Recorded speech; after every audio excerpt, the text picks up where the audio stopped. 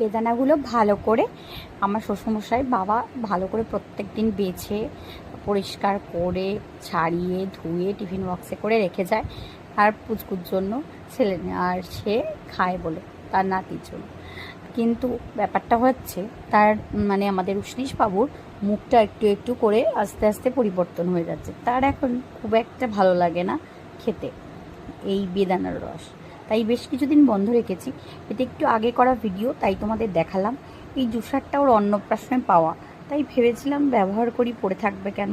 এইভাবে এর মধ্যে দিয়ে যদি আমরা ঢেলে দিই, এ দেখো যে কোনো ফল এইভাবে রস করতে ভীষণ সুবিধা হয়।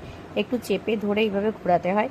আর এই সাইডটা বাঁ দিকের সাইডটার নিচে দেখো আমি একটা এই টিফিন বক্স পেতে দিচ্ছি। ওই টিফিন বক্সটার মধ্যে ওই এটা জুস হয়ে দেখো এখান দিয়ে জুসটা বেরিয়ে যায় আর এখান দিয়ে এই ছিলকার মতন বেরিয়ে যায়। খুব সুন্দর, নর্মাল যেমন আখের রস